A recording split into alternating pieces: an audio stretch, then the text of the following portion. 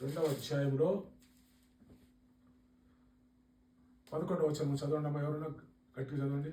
ఏలయనగా సమస్త మనుషులకు రక్షణకరమైన దేవుని కృప ప్రత్యక్షమై మనము భక్తిహీనతను ఇహలోక సంబంధమైన దురాశలను విసర్జించి శుభప్రదమైన నిరీక్షణ నిమిత్తము అనగా మహాదేవుడును మన రక్షకుడునైన యేసుక్రీస్తు మహిమ యొక్క ప్రత్యక్షత కొరకు ఎదురు చూచుచు ఈ లోకములో స్వస్థ బుద్ధితోను నీతితోను భక్తితోను బ్రతుకుచుండవలనని మనకు బోధించుచున్నది.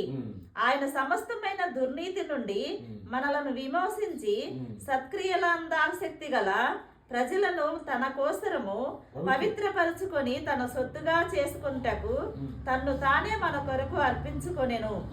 వీటిని గూర్చి బోధించుచు హెచ్చరించుచు సంపూర్ణాధికారముతో దుర్బోధన ఖండించుచు నుండుము.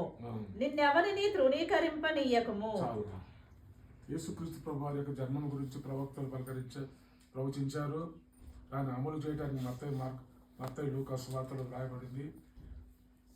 పౌలు దేవుని చేత పట్టబడిన తర్వాత, పౌలు సేవకుడుగా గుర్తించబడిన తర్వాత సంఘాలను బలపరచడానికి కొన్ని పత్రికలు రాసిన దాంట్లో ఈ తీర్పు పత్రికలో ఉన్నటువంటి మన జీవితాన్ని ఎలాగో కొనసాగించుకోవాలనేటువంటి తలంపులతో రాశాడు. సమస్త మనుషులకు రక్షణకు కరమైన దేవుని కృప ప్రత్యక్షమైంది 2000 సంవత్సరాలకు పూర్వం. ఎందుకైందంటే మనము భక్తిహీనతను మరవాలి, ఏలోక సంబంధమైన దురాశలను విసర్జించి శుభప్రదమైన నిరీక్షణ నిమిత్తం అనగా మహాదేవుడు రక్షకుడైన యేసుక్రీస్తు మహిమ యొక్క ప్రత్యక్షత. దీంట్లో జననం ఉంది, మరణం ఉంది, పునరుత్థానంతో కూడినటువంటి మాటలు ఈ 4-5 వచనాల్లో రాయబడినాయి. జననం గురించి ప్రత్యక్షమైంది, మన పాపముల కొరకు దుర్నీతి మనం ఎలా బ్రతకాలనే విషయాలు కూడా ఇక్కడ రాశాడు. మహిమ యొక్క ప్రత్యక్షత నిమిత్తం మరలా ఆయన రాబోతున్నాడు. ఎదురు చూచుచు యేసు ప్రభు వారు ఒకరు కనిపెట్టుకునేటువంటి జీవితం కావాలని, ఈ లోకంలో మనం ఎలాగో జీవించాలి, how to live in this world అనే మాట కొన్ని 3 వచనాలు ఇక్కడ 3 పదాలు ఉపయోగించాడు. స్వస్థ బుద్ధితోనూ నీతితోనూ బ్రతుకుచుండవలని మనకు ఆయన జన్మము మనకు ఈ ప్రకారంగా బోధిస్తూ ఉంది. సమస్తమైన దుర్నీతిని మనల్ని విమోచించడానికి ఆయన శిలువనెక్కాడు. సత్క్రియలందు ఆసక్తి కలవారు మనమందరం దేవుని బిడ్డ రక్తం ద్వారా కట్టుబడి వారందరూ సత్క్రియలందు ఆసక్తి కలిగి ఉండాలి.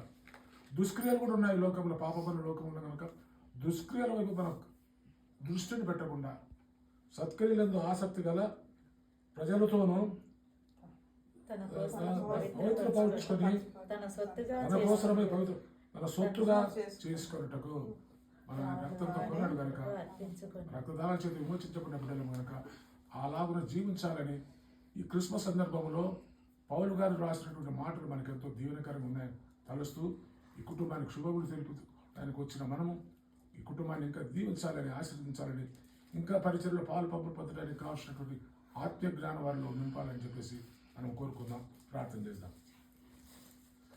ఎవరు చేస్తారమ్మా? జస్ట్